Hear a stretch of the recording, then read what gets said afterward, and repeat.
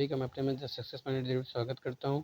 उम्मीद करता हूँ कि आप सब बड़े अच्छे होंगे, मेहनत कर रहे होंगे। जैसे कि आप जानते हैं, एग्ज़ाम की डेट आ चुकी है। लगभग 17 दिसंबर से पेपर हो सकते हैं, इसलिए। और आप जानते हैं कि ये ट्रिपल ईएम की क्लास है। ट्रिपल ईएम में हम 6 चैप्टर कंप्लीट कर चुके हैं। आज 7वां चैप्टर देखेंगे, जिसका नाम है विशेष पदार्थ यानी स्पेशल मटेरियल्स। और सारे टॉपिक धीरे धीरे हम लोग क्लियर करते जाएंगे। और शुरू करने से पहले गुजारिश है कि इस वीडियो को ज़्यादा शेयर करें, लाइक करें। वीडियो अच्छी लगती है तो कमेंट करें। उम्मीद करता हूँ कि आज का सेशन आप लोग को पसंद आएगा। चलिए शुरू करते हैं। बहुत ही छोटा और बहुत ही शानदार सेशन है। एक ही वीडियो में ये चैप्टर कंप्लीट हो जाएगा। चलिए शुरू करते हैं। तो पहला टॉपिक आपका पड़ता है इसमें थर्मोकपल। थर्मोकपल वर्ष 1821 ईस्वी में भौतिक वैज्ञानिक थॉमस सीबेक ने खुलासा किया कि जब एक सर्किट में एक जंक्शन के दोनों सिरों पर दो अलग अलग मेटल के वायरों को जोड़ा जाता है तो तापमान जंक्शन पर अप्लाई होता है तो सर्किट के माध्यम से करंट का प्रवाह होता है, जो कि इलेक्ट्रोमैग्नेटिक फील्ड के रूप में जाना जाता है।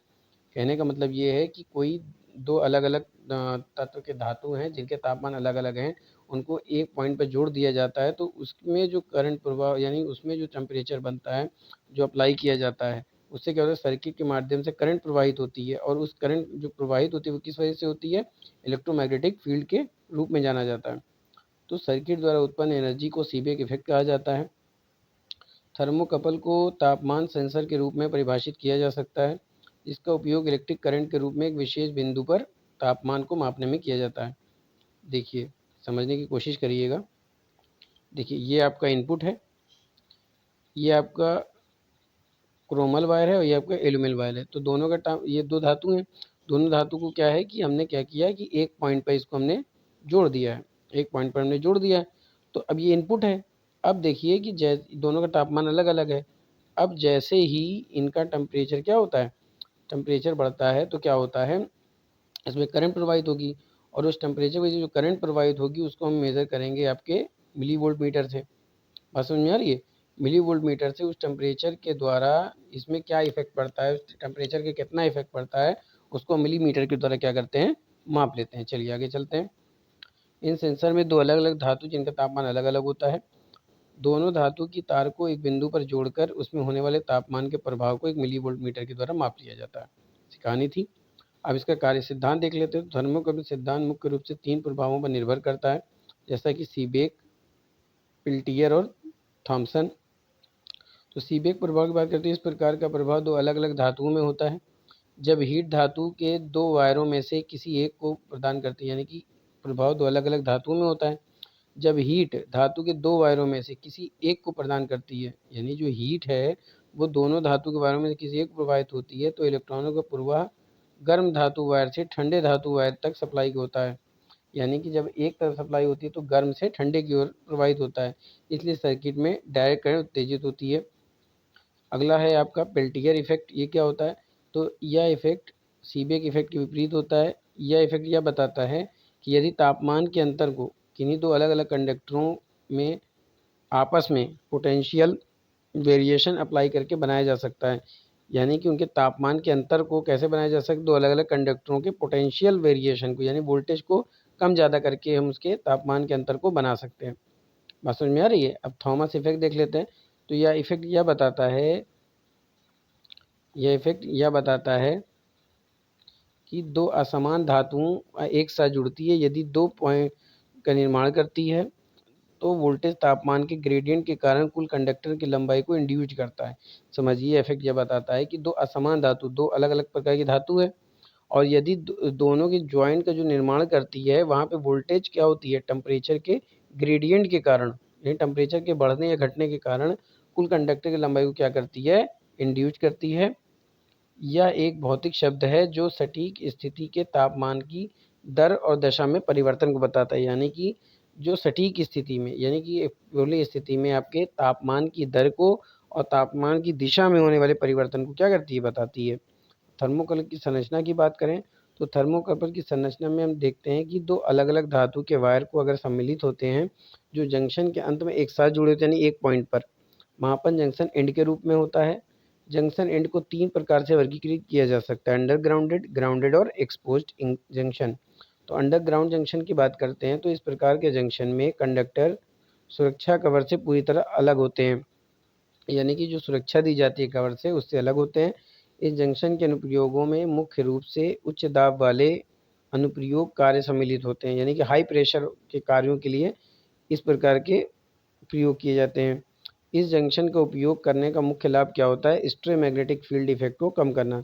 जो स्टेरियोमैग्नेटिक फील्ड इफेक्ट होता है उसको कम करने के लिए हम किसका उपयोग करते हैं? अंडरग्राउंड जंक्शन का। बात समझ में आ रही है? आगे आपका देखते हैं ग्राउंड जंक्शन। तो इस प्रकार के जंक्शन में धातु के वायरों के साथ साथ कवर भी एक साथ जुड़े होते हैं। इस फंक्शन का उपयोग हम अम्लीय वातावरण में तापमान को मापने के लिए करते हैं, यानी जहाँ पे हम अम्लीय वातावरण में तापमान को मापना होता है वहाँ ग्राउंड जंक्शन का इस्तेमाल करते हैं। अब देखते हैं एक्सपोज जंक्शन क्या होता है। तो एक्सपोज जंक्शन उन क्षेत्रों में लागू होता है जहाँ त्वरित प्रतिक्रिया की आवश्यकता होती है। इस प्रकार के जंक्शन का उपयोग गैस तापमान को मापने में किया, यानी एक्सपोज जंक्शन जो होता है उसका उपयोग क्या करते हैं? गैस के त्वरित प्रतिक्रिया को मापने के लिए यहाँ की तापमान, यानी गैस के तापमान को मापने के लिए अगर हमें प्रयोग करना होता है तो कौन से जंक्शन का प्रयोग करते हैं? एक्सपोज जंक्शन का प्रयोग करते हैं। थर्मोकपल बनाने के लिए उपयोग की जाने वाली जो धातु होती है वो मूल रूप से तापमान की गणना सीमा पर निर्भर करती है, यानी जो धातु इस्तेमाल की जाती है उसका जो मूल रूप से क्या होती है? टेम्परेचर की सीमा पर निर्भर करती है। अब थर्मोकपल के जो कार्य होते हैं उसको देख लेते हैं। ये देखिए यहाँ वोल्टमीटर लगा हुआ है, यहाँ पर आपका क्या है? रेफरेंस जंक्शन है, दोनों तरफ जंक्शन होगा। ये एक आपका मेजरिंग हॉट है, यहाँ पे हमने उसको हीट दी। जैसे हमने हीट दी उसका टेम्परेचर क्या होगा? बढ़ेगा या घटेगा? जैसे मान लें हमने जितनी जितनी हीट देंगे उसका टेम्परेचर बढ़ेगा। जैसे ही टेम्परेचर बढ़ेगा तो इसका अलग होगा वायर, इसका अलग होगा। उसके वजह से जो रीडिंग आएगी हमारे वोल्टमीटर पे उसको हम माप लेते हैं। इस सर्किट को दो अलग अलग धातुओं के साथ बनाया जा सकता है और दो जंक्शन बनाकर एक साथ कपल किया जा सकता है।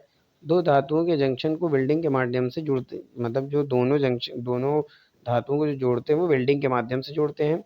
अब जंक्शन P तथा Q निरूपित किया जा सकता है। देखिए एक जंक्शन आपका P है और एक जंक्शन आपका क्या है? Q है, और तापमान T1 व T2 द्वारा निरूपित होती है। यहाँ पे ऐसे समझिए, चलिए ये आपका T1 यहाँ पे हो जाएगा और यहाँ पे आपका T2 हो जाएगा। बात समझ में आ रही है? चलिए, जब जंक्शन का तापमान एक दूसरे से अलग होता है तो इलेक्ट्रोमैग्नेटिक फोर्स सर्किट में उत्पन्न होता है, यानी जब दोनों में अलग अलग टेम्परेचर होता है और दोनों में अलग अलग फोर्स होता है तो इसमें इलेक्ट्रोमैग्नेटिक बल सर्किट में उत्पन्न हो जाता है। यदि जंक्शन एंड में, यानी जहाँ पे जंक्शन खत्म हो रहा है वहाँ पे तापमान बराबर है तो रिवर्स इलेक्ट्रोमैग्नेटिक फोर्स सर्किट में उत्पन्न होता है और इसके माध्यम से करंट का कोई प्रवाह नहीं होता है। यानी कि जब दोनों में तापमान, यानी एंड में तापमान अगर समान है दोनों वायरों में तो रिवर्स इलेक्ट्रोमैग्नेटिक फोर्स उत्पन्न होगा जिसकी वजह से आपके कोई करंट प्रवाहित नहीं होगी। इलेक्ट्रोमैग्नेटिक बल का परिणाम सर्किट में इंड्यूस्ड थर्मोकपल बनाने के लिए उपयोग किए जाने वाले पदार्थ के प्रकार पर निर्भर करता है। यानी जो मैग्नेटिक बल का जो रिजल्ट है वो सर्किट में जो थर्मोकपल बनाने के लिए हम उपयोग करने के लिए जो मटेरियल यूज़ कर रहे हैं वो उसके प्रकार पर निर्भर करता है। पूरे सर्किट में करंट के पूरे प्रवाह की गणना मापन उपकरणों द्वारा किया जाता है। अब थर्मोकपल के लाभ की बात कर लें तो यह शुद्धता उच्च होनी चाहिए, यह मजबूत होता है और कठोर तथा उच्च वाइब्रेशन, यानी मजबूत भी ठोस भी होता है और यह उच्च वाइब्रेशन के साथ उपयोग किया जाता है। विस्तृत ऑपरेटिंग रेंज विस्तृत होती है, लागत कम तथा अत्यंत सुसंगत होता है और थर्मल अभिक्रिया क्या होती है इसकी? फास्ट होती है। चलिए आगे चलते हैं, थर्मोकपल के उपयोग की बात करते हैं। तो इनका उपयोग कार्यालयों में, घरों में तापमान और सेंसर के रूप में किया जाता है। फिर देखते हैं इनका उपयोग उद्योगों में आयरन, एल्यूमीनियम और धातु में तापमान निगरानी के लिए किया जाता है, यानी कि आयरन, एल्यूमीनियम और ये जो धातु होती है इसमें तापमान के निगरान कितना टेम्परेचर है उसको मापने के लिए प्रयोग किया जाता है। इनका उपयोग मैकेनिकल प्लांट, यानी कि केमिकल प्लांट, पेट्रोलियम प्लांट में तापमान का परीक्षण करने के लिए किया जाता है और इसका उपयोग प्रायोगिक ज्वाला का पता लगाने, यानी कि जितनी हमें ज्वाला की आवश्यकता होती है उसको मापने के लिए हम गैस मशीनों में इसका प्रयोग करते हैं। आइए बायोमेटल के बारे में देख लेते हैं। तो कई घरेलू, वाणिज्यिक और औद्योगिक प्रतिक्रिया इलेक्ट्रिकल या मैकेनिकल अनुप्रयोगों के लिए थर्मोस्टेटिक बाईमेटल पर निर्भर करती है। ये कई कंट्रोल स्विच जैसे कि आपकी थर्मोस्टेट, सर्किट ब्रेकर और इलेक्ट्रिकल उपकरणों में पाए जाते हैं। यानी कि जो आपकी बाईमेटल की बनी, बाईमेटल क्या एक पदार्थ ही है, और यही पदार्थ क्या होता है आपका स्विच बनाने में, थर्मोस्टेट में, सर्किट ब्रेकर के उपकरणों में पाए जाते हैं। और बाईमेटल का या थर्मोस्टेटिक मेटल दो या दो से अधिक मिश्रित पदार्थों की एक शीट होती है या स्ट्रिप होती है, जिसमें स्वेटिंग, ब्रेजिंग या वेल्डिंग द्वारा बंधित रेखीय थर्मल एक्सपेंशन के विभिन्न गुणांक होते हैं। यानी कि जो थर्मल रेखीय थर्मल होता है उसका एक्सपेंशन या उसका फैलाव होता है इसमें। और थर्मल एक्सपेंशन के बड़े गुणांक वाले पदार्थ को क्या कहते हैं, एक्टिव कंपोनेंट के रूप में जाना जाता है। जो थर्मल को फैलाने के लिए, ऊष्मा को फैलाने के लिए जो पदार्थ की जो एक्टिव एलिमेंट, जो पदार्थ को क्या कहते हैं, वाले पदार्थ को क्या कहते हैं, एक्टिव कंपोनेंट मानते हैं। और एक्टिव कंपोनेंट में आमतौर अलग अलग मात्रा में, जैसे आयरन हो गया, मैग्नीज हो गया, निकिल हो गया, या क्रोम युक्त मिश्र धातु होती है। बाईमेटल के गुण की बात करें तो यह तो क्या होता है, गर्म होता है, ठंडा होने पर सिकुड़ जाते हैं। बाईमेटल की स्टेबिलिटी जो होती है अच्छी होती है। इनमें सामर्थ्य और व्यवहारिकता पाई जाती है। इनमें थर्मल कंडक्टिविटी के गुण भी पाए जाते हैं। अब उपयोग देख लेते हैं। तो तापमान संकेतक के रूप में, तापमान कंट्रोलर के रूप में, ट्यूब तथा पाइप कपलिंग के रूप में, चौथा है फंक्शन कंट्रोल के रूप में। अब लेड सोल्डरिंग पदार्थ या उनके अनुप्रयोग देख लेते हैं। तो सोल्डर माध्यम जो आता है ये अंग्रेजी शब्द से आता है, यानी सोल्डिंग यानी जोड़ना, जो लैटिन शब्द से निकलता है, इसका अर्थ होता है ठोस बनाने के लिए। या एक फ्यूजिबल मिश्र धातु होती है जो मेटल वर्कपीस को एक साथ बांधने के लिए उपयोग, यानी कि एक मेटल को एक मेटल से बांधने के लिए उपयोग की जाती है। फ्यूज पदार्थ की बात करें तो फ्यूज क्या होता है, एक रक्षात्मक यूनिट, एक प्रोटेक्शन डिवाइस होती है, जिसमें एक क्या होता है, पतला सा वायर होता है। इसमें दो कॉन्टैक्ट होते हैं, मूविंग और फिक्स्ड कॉन्टैक्ट। और इस पतले तार या पट्टी को उस सर्किट में श्रेणी में लगाया जाता है। यानी कि ये जो फ्यूज मटेरियल होता है, और ये जो फ्यूज मटेरियल फ्यूज में लगाए जाते हैं, और इस फ्यूज को किस में कहते हैं, सर्किट के फेज वायर में लगाते हैं, जिसकी सुरक्षा करनी होती है ताकि सर्किट की करंट उसके द्वारा होकर प्रवाहित हो सके। यानी जो सर्किट की जो करंट है उस पतली वायर से होकर क्या हो सके, प्रवाहित हो सके। जब यह करंट बहुत अधिक होती है तो तार के तापमान में बढ़ोतरी होती है, और तार गल जाती है, और सर्किट में बाधा बनाकर सिस्टम को क्या करती है, रोक देती है। यानी कि सिस्टम में होने वाले फॉल्ट को रोक देती है। फ्यूज द्वारा जो करंट की रोक इस प्रकार की होती है कि तार के गलने पर, मतलब फ्यूज में जो धारा प्रवाहित हो रही है, वो जो और उस करंट के द्वारा जो रोक पैदा हो रहा है, वो रोक क्या होता है, तार के गलने पर धातु आयन के एक आर्क बनाते हैं और चालक पत्र का रूप ले लेते हैं, जिसके द्वारा करंट का प्रवाह कंटिन्यूअस चलता रहता है। आर्क को बुझाने के लिए आर्क पथ में रेजिस्टेंस बढ़ाकर इतना अधिक हो जाना चाहिए, मतलब बढ़कर इतना अधिक हो जानी चाहिए कि उपलब्ध वोल्टेज है उस आर्क को बनाए रखने में क्या हो, सक्षम ना हो। फिर आता है आपका फ्यूज पदार्थ के गुण। तो जो फ्यूज पदार्थ के जो गुण होते हैं वो दो प्रकार के होते हैं। कौन कौन से, निम्न प्रतिरोधकता और निम्न गलनांक, ये उसमें गुण होने चाहिए। अब देखते हैं थर्मिस्टर क्या होता है। तो थर्मिस्टर बच्चों दो शब्दों से मिलकर बने, एक थर्मल और एक रजिस्टर। यानी एक थर्मल क्या होता है, आपका तापमान मापता है। रजिस्टर क्या करता है, आपका प्रतिरोध मापता है। तो यानी कि ऐसा प्रतिरोध जो आपका रेजिस्टेंस मापता हो, वह प्रतिरोध जिसका प्रतिरोध तापमान परिवर्तन के साथ क्या होता है, परिवर्तित होता है, वो क्या कहते हैं, थर्मिस्टर। तो थर्मिस्टर क्या होता है, एक संवेदनशील प्रतिरोध होता है। इनका निर्माण धातुओं जैसे निकिल, मैग्नीज तथा कोबाल्ट के ऑक्साइड के मिश्रण से होता है, तथा यह धनात्मक ताप गुणांक रखते हैं। उपयोग की बात करते हैं तो रेफ्रिजरेटर में तापमान नियंत्रण, समझिए रेफ्रिजरेटर में, प्रकाश सेलों में, स्टेबलाइजर्स में, वोल्टेज रेगुलेटर में, करंट नियंत्रण में और ताप नियंत्रण में इसका उपयोग किया जाता है। चलिए आगे चलते हैं। अब देखते हैं सेंसिस्टर क्या होता है। तो सेंसिस्टर वह प्रतिरोध होता है जिसका प्रतिरोध तापमान परिवर्तन के साथ परिवर्तित होता है। यानी कि सेंसिस्टर भी एक तरह का प्रतिरोध होता है, और जिसका प्रतिरोध तापमान परिवर्तन के साथ परिवर्तित होता है। जैसे समझ लीजिए कि इसका जो प्रतिरोध होता है, यानी जो आर होता है, वही डायरेक्टली प्रोपोर्शनल टू क्या होता है, टेम्परेचर के समानुपाती होता है।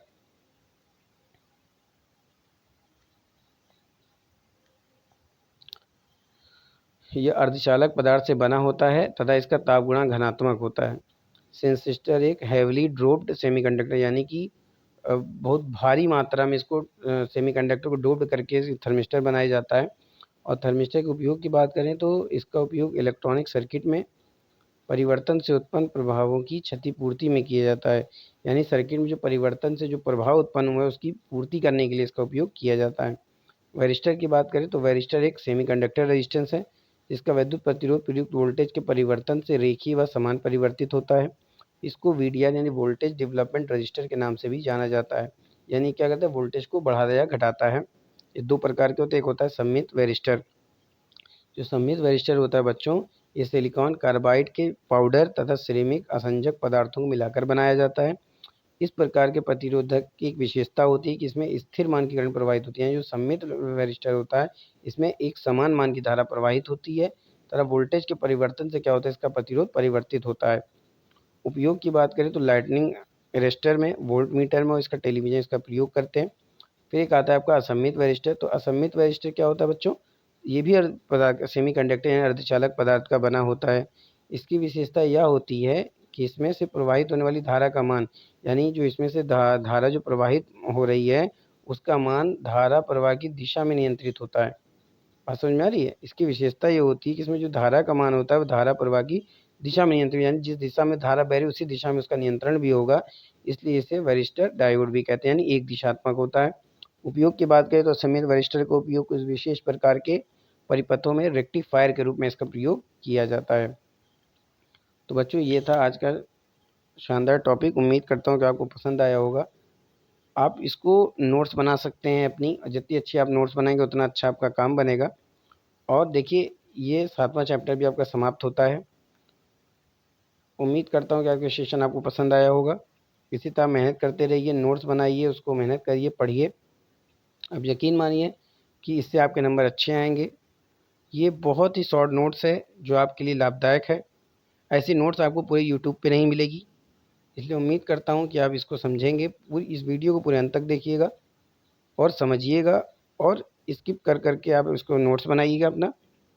चलिए फिर मिलते हैं अगले टॉपिक के साथ। तब तक के लिए थैंक यू। और मेरी वीडियो को सब्सक्राइब और लाइक और शेयर करना ना भूलें। Thank you.